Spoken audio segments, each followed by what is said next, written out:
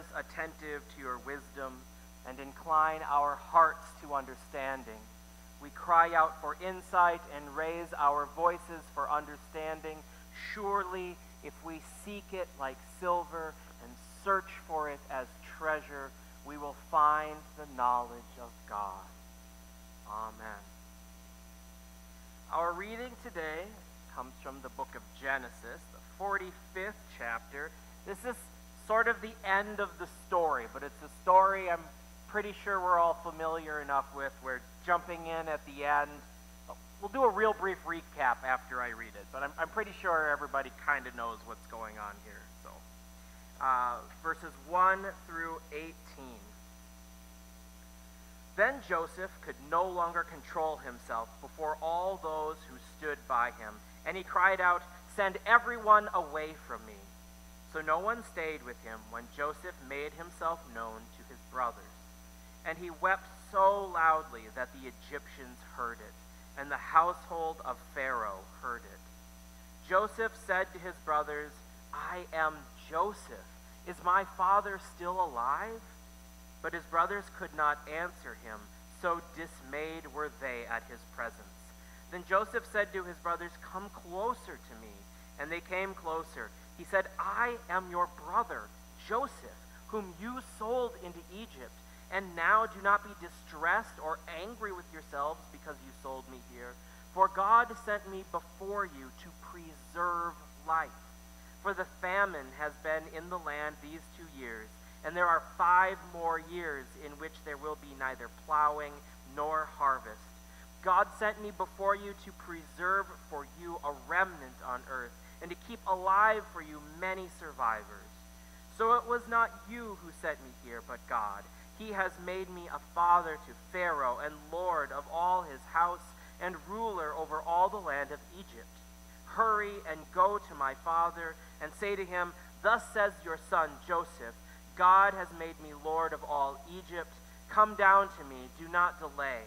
You shall settle in the land of Goshen, and you shall be near me, you and your children and your children's children, as well as your flocks, your herds, and all that you have. I will provide for you there, since there are 5 more years of famine to come, so that you and your household and all that you have will not come to poverty. And now your eyes and the eyes of my brother Benjamin see that it is my own mouth that speaks to you. You must tell my father how greatly I am honored in Egypt, and all that you have seen. Hurry and bring my father down here." Then he fell upon his brother Benjamin's neck and wept, while Benjamin wept upon his neck. And he kissed all his brothers and wept upon them, and after that his brothers talked with him. When the report was heard in Pharaoh's house, "Joseph's brothers have come," Pharaoh and his servants were pleased. Pharaoh said to Joseph, "Say to your brothers, 'Do this, load your animals and go back to the land of Canaan. Take your father and your households and come to me, so I may give you the best of the land of Egypt, and you may enjoy the fat of the land.'" Yes, that is the actual reading. I didn't change it at all, okay? So, I'm pretty sure we all know, at least vaguely, the overall story of Joseph, right? This is Jacob / Israel, right? Name change. We did that sermon a couple weeks back. This is Jacob's son with his wife Rachel. Joseph gets a little big for his britches. His brothers get really mad. They sell him into slavery. He ends up in Egypt. He upsets some noblemen and ends up in prison for a little while. Interprets some dreams, so he ends up in the household in Pharaoh, working with Pharaoh, who's having some dreams. There's a famine. Joseph helps manage things so that they have food during this famine. They store up stuff during a bumper crop they have. And then when the famine, gets really bad up where he's from, his brothers come down, some of them, and get a bunch of food and stuff they buy, and they go back up, and then they come back down again with all of them this time. And first he accuses them of stealing and kind of gives them a little scare because, they have it coming at the very least. And then he reveals himself and they all move down to Egypt, right? That's the really short version of the story. I know we've all heard. If you get a chance, go watch some version of Joseph and the Amazing Technicolor Dreamcoat. It's actually really good. I know it's not like word for the story, but it does a lot of the same things that the biblical authors do, where they take old stories and they kind of scribble, they kind of make some parts a little fuzzy so it looks kind of like what's going on at that exact moment. I think it's a beautiful rendition of the story. But the story we have here is at the very end of this, where Joseph reveals himself. Not necessarily the most thrilling part of the story narrative-wise, but it does set up. This is where we get the setup for them all moving down into Egypt and living there for a while, which is why this is towards the end of Genesis, because the next up is Exodus, where things are not going great for them in Egypt and they have to leave, right? I think it's really good to remember when we're looking at stuff like this that Genesis and Exodus, the Pentateuch, these first few books, actually a lot of the Old Testament, but especially these, are edited together in the form that we have them while they're in exile in Babylon. Because I think there's a very good reason that the longest narratives, the longest stories in that section is this part about how they end up as slaves in Egypt, and then longer than that is them getting out of that condition and going back home. Because the people that are putting this together have ended up in slavery in Babylon and are looking forward to the day that they get to escape that and go back home and rebuild, right? So they're pulling at the strings of their old stories and all the bits and pieces that they have, and they're putting it together in a way that speaks to the moment that they are in, that really emphasizes the things that are going on in their lives at that moment, because it makes a big difference. And you can see that in a few different things in here, right? There's, you meant it for evil when this bad thing happened to me, but God meant it for good, because now look, it's been preserved. We have all of this, stuff that we can take from this. That despite the fact that this bad thing happened, we can now do something good with it. And there's this kind of preservation. You get this in some of the prophets later on, where it's like, yes, this really bad thing is going to happen, but I have good plans for you, right? Plans for success and growth. The Jeremiah part that we've looked at several different times. It's just generations out. And this is that same kind of thing. Something bad has happened, but generations out it will become something good. There's also this reference to preserving a remnant on the earth, which is straight out of things like Isaiah, where the people that survive this exile in Babylon are this remnant, this holy remnant that will come back and rebuild and reestablish. All right? Because from the narrative perspective, I mean, it's a lovely story as it stands, but the whole point of it is to show these people that the situation that they're in matches their own history and stories and who they are. It reinforces their identity and helps them make sense of the world that they're in, which is what we still do with these texts. That's why we come here. That's what we talk about when we're here. Now,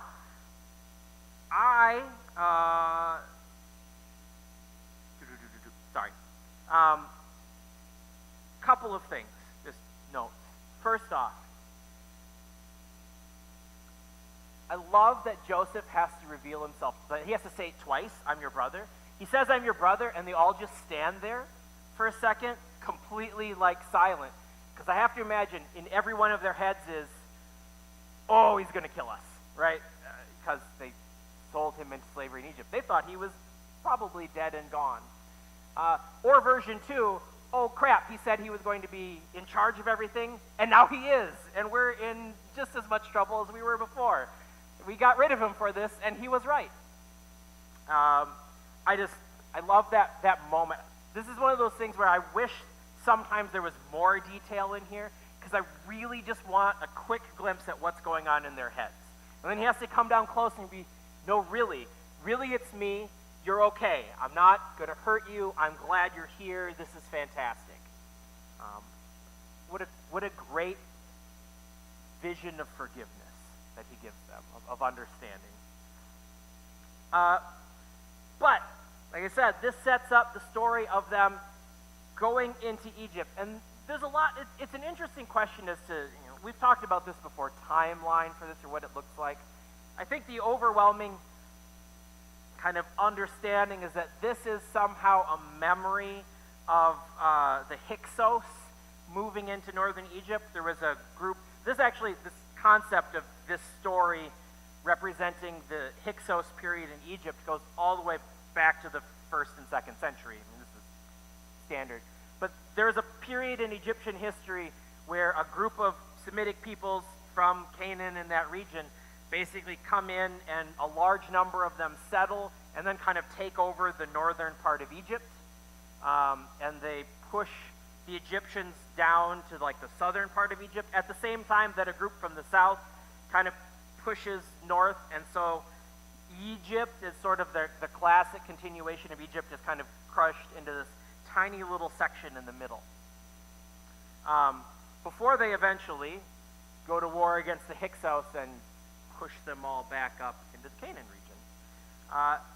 So this memory kind of looms large, and this is probably in large part a story talking about that period. Joseph is in charge of Pharaoh's household because the Hyksos basically conquered the Egyptians and moved them to the south.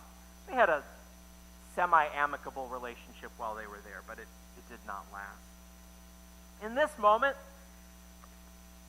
Pharaoh is really excited, right, that Joseph's brothers are there. Joseph, you've done such great things for, my kingdom and my household.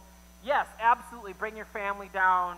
You all will do fantastic here. I owe you.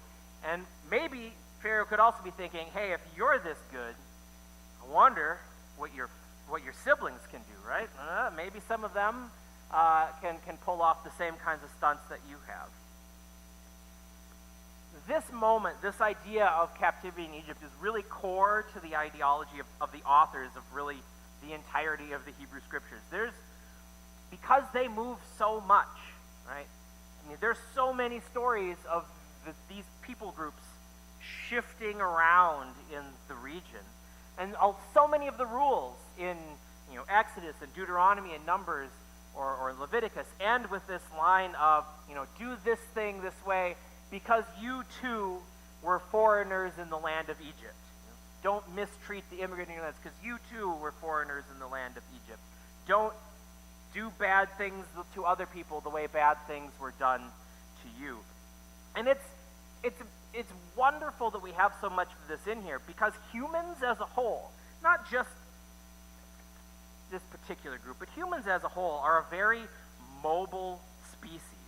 And almost none of the places we think of as kind of settled ancestries, those people have not been there as long as we ever think they have. I know it always, whenever I start reading through like where people groups move from and to, it always boggles my mind to think of how short some of the duration of these civilizations have been. So for instance, we're gonna go back, if you think of Stonehenge in England, right? Big rocks, big whatever piled up. Really a phenomenal sight. I mean, not trying to make light of it. It's pretty amazing. But the people group who built Stonehenge are only a few generations removed from living in modern Turkey, right? The people group that built that moved to the island of England from Turkey, probably just a few centuries before that, from DNA analysis of graves in that area. The modern people of Turkey, a lot of them, the Turkic ethnic group at least that lives in that region, they actually come from the far side of Central Asia, in like almost the Mongolia area, right? They moved across through that territory and ended up there. The Greeks who fought against the Persians, the 300 Spartans that fight, or any of those kind of stories, Alexander the Great, or all your famous Socrates, Plato, those Greeks are a completely different ethnic group than the Greeks from a little earlier, the Iliad and the Odyssey and those old stories that they claim as their own, but the Mycenaeans, or Mycenaeans, are a completely different ethnic group that basically leave the area, and the Dorians come in from the north, and that becomes the later Greeks. They are not the same people group at all. That happens between like 1200 BC and 1000 BC, give or take. Here's a good one. France and Germany both basically come into existence in the middle of the late Roman period into kind of the middle medieval period, right? It's the same family conquers this whole territory, and then they split it between two sons. And you get France, and modern Germany is really like 20 small countries smushed together. I mean, you don't have to go back even that far to have all of these little different nations that then ended up allying together really only within the last couple of hundred years. Scandinavians, that's my peoples, the Scandinavians, my family mostly comes from Norway, are just the Germans that got booted out of Germany and ended up with the worst real estate. I mean, that's really all that happened there. And even those German people, the Ostrogoths and the Visigoths, the Goths that ended up becoming all of that Central and Western Europe, they come from over in the middle of Russia. They escaped westward, migrating to avoid getting slaughtered by the Huns during the Roman period. Right? Ireland and Iran are both named for the same ethnic group, right? The same group of people travels from somewhere around the Caspian Sea. Some of them go south and end up creating Iran and the Persians and that whole period, and all the way down into India. And the other group moves west and ends up all the way over in Ireland, right? That's the same people group that just goes two different directions. The only indigenous language left in Europe, if you want to go language, it doesn't necessarily mean like they as a people have been there the whole time, but there is exactly one language left in Europe that predates languages being imported into Europe from the written record, at least. And that is Basque in northern Spain. The Basque region of northern Spain and the Basque language that's still spoken there is the only language left that predates any records of the other languages all coming in. So that's kind of neat, I think. If we're going to look at even the stories in here, right? The Philistines that the kings fight, in Samuel and 1st and 2nd Kings, the Philistines that are always a problem, they're Mycenaean Greeks. They're Greeks that resettled in that territory. All right? The Hittites, I know when we talk about David, we talk a little bit about the Hittites because one of his commanders was Hittite. That's Bathsheba's first husband. When David is dealing with the Hittites, he's dealing with Carchemish, which is just a little north. It's in like the Syria area. Okay, the Hittites moved into that area from the middle of what is now Turkey, from Anatolia, and they moved into Turkey there from up in what is now Russia. Right? So that group kind of made their way down that way. The Chaldeans, or the Chaldeans, when Abraham leaves Ur, it's referred to as Ur of the Chaldeans, and when Babylon conquers them, right, they refer to them as the Chaldeans a lot. Well, the Chaldean ethnic group that runs Babylon at the time of the exile only moves into that place a few hundred years earlier than that. And they are originally from northern Syria. They move their way down through Mesopotamia and end up settling in that area and becoming dominant. Abraham, by the way, comes from there, right? He comes from Ur and moves over into Canaan. And then a couple generations later, you get Joseph and his family going down into Egypt. And then a variable amount of time later, because there's two different timelines given for it, they move with Moses out of Egypt, and then with Joshua into Canaan, and then they end up getting booted out of there over to Babylon of the Chaldeans, and then the Persians come in and free them, and they move back. And then in the 2nd century, they have a second war against Rome, and Rome is like, we're done, and spreads those people out all over the place. They're people on the move. All human species, all of the human species through our history has been on the move. And I know I'm kind of beating a dead horse here to reiterate it, but it is worth noting that none of us, how do I want to word this carefully? None of us belong anywhere, right? I mean, in a realistic sense, there is no place that we come from, because we might have come from there, but shortly before that, they came from somewhere else, and before that, they came from somewhere else.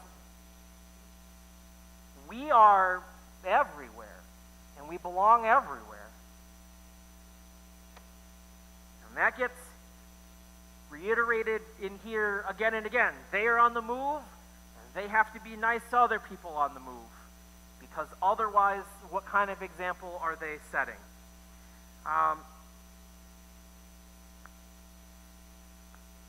This works great. I mean, U.S. history. On my mom's side, I know my great-grandma, who I met, came from Denmark, right? So I only have to go back a couple of generations there on my mom's side. She has some other relatives that came from Virginia that were here a little bit longer, but not that much. On my dad's side, we know they came from Norway. We don't have an exact date because all of a sudden they just appear on a census right after right after the American Civil War, and no one's really sure when they got there or anything. But they were here, out by White Rock, basically, Minnesota. And we haven't moved much since. But all of us come from somewhere, and the U.S. has a long history of bringing in people from all over the place. That's why Statue of Liberty, right? Give us your tired, your poor, oppressed masses yearning to be free. It's a beautiful, you don't even have to go that far back. In 1986, Reagan signed in documentation that really actively recruited immigration into the U.S. to try and help boost all kinds of different industries across the country, giving citizenship to over 3 million people and dramatically increasing the number of visas given and permanent residencies. My, how things have changed. But this is the story of humanity, being on the move, trying to go places usually under less than ideal circumstances. Joseph's family was fleeing a famine. In the 70s in particular, the U.S. was bringing in all kinds of people fleeing violence and famine and all kinds of terrible things from around the world.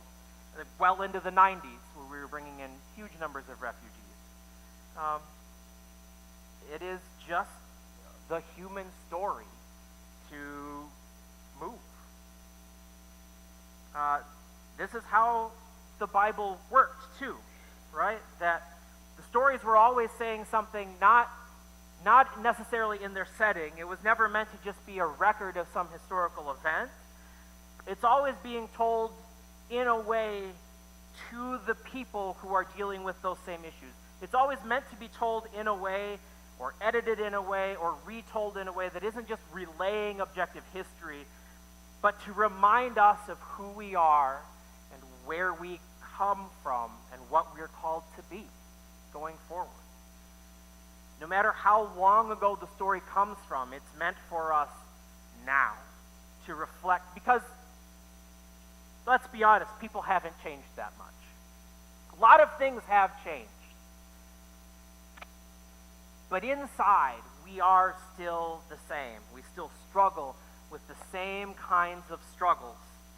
We struggle with trying to make sure that our families are fed, which may mean moving places. We struggle with navigating the complicated politics of our day, like Joseph had to figure out how to survive, slavery and then prison and then politics and management. We are still trying to figure out how to prepare for cataclysmic events like a 7-year famine, right? How do we prepare ourselves such that when these bad things inevitably happen, we are prepared, we have the resources to deal with it, we have the expertise to deal with it? How do we handle moving people around from place to place? Being kind and welcoming them and using their gifts to enhance what we have. If Joseph didn't go to Egypt, Egypt would have suffered tremendously, is the implication of the story.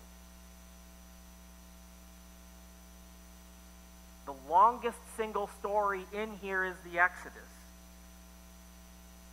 because it is a story of them on the move back to a place they feel like they belong again. Just like the people reading this were reading it in Babylon, looking forward to moving back to the place they belong again.